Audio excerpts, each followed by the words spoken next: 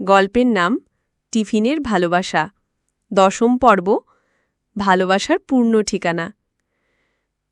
1 বছর পর এক স্নিগ্ধ শীতের সকালে অর্ক আর মেঘনার 4 হাত এক হল। তাদের বিয়ের আয়োজনটা ছিল খুব অভিনব।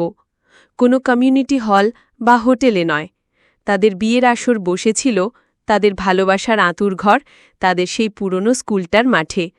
স্কুল কর্তৃপক্ষের বিশেষ অনুমতিতেই এই আয়োজন করা হয়েছিল।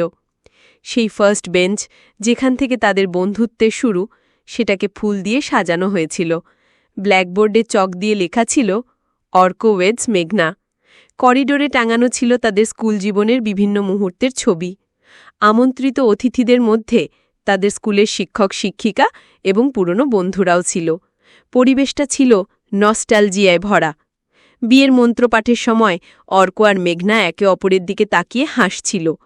তাদের চোখের সামনে ভেসে উঠছিল হাজারো স্মৃতি, টিফিন ভাগ করে খাওয়া, অঙ্ক খাতার কবিতা, প্রথম স্পর্শের শিহরণ, ফেয়ারওয়েলের সেই প্রতিশ্রুতি। বিয়ের পর তাদের নতুন ফ্ল্যাটের বারান্দায় দাঁড়িয়ে মেঘনা অর্কর কাঁধে মাথা রেখে বলল, জানো অর্ক, মাঝে মাঝে আমার বিশ্বাসই হয় না আমাদের গল্পটা যেন আমার লেখা কোনো উপন্যাস।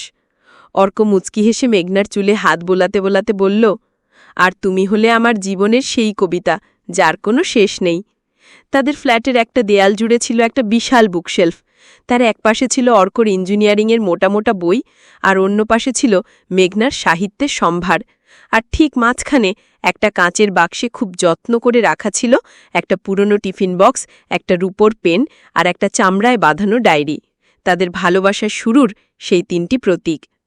কিছু ভালোবাসা এমনই হয়, স্কুলের বেঞ্চ থেকে শুরু হয়ে হাজারো বাধা দূরত্ব পেরিয়ে তা এক সুন্দর পূর্ণতায় পৌঁছায়।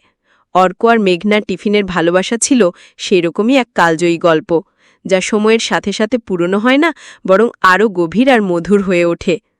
অর্ক আর মেঘনার টিফিনের ভালোবাসা যদি আপনাদের হৃদয়ে একটু জায়গা করে নেয়, তাহলে আমাদের এই গল্পের যাত্রায় আপনারাও সঙ্গী হন। চ্যানেলটি সাবস্ক্রাইব করুন, পাশে থাকুন, কারণ প্রতিটি ভালোবাসার গল্প তখনই পূর্ণতা পায় যখন তা ভাগ করে নেওয়া যায় আপনাদের মতো অনুভূতিশীল শ্রোতার সঙ্গে। আপনার একটি সাবস্ক্রিপশন আমাদের অনুপ্রেরণা, নতুন নতুন গল্প, স্মৃতির মতো মিষ্টি অনুভব, ঠিক যেমন অর্ক আর মেঘনার ভালোবাসা।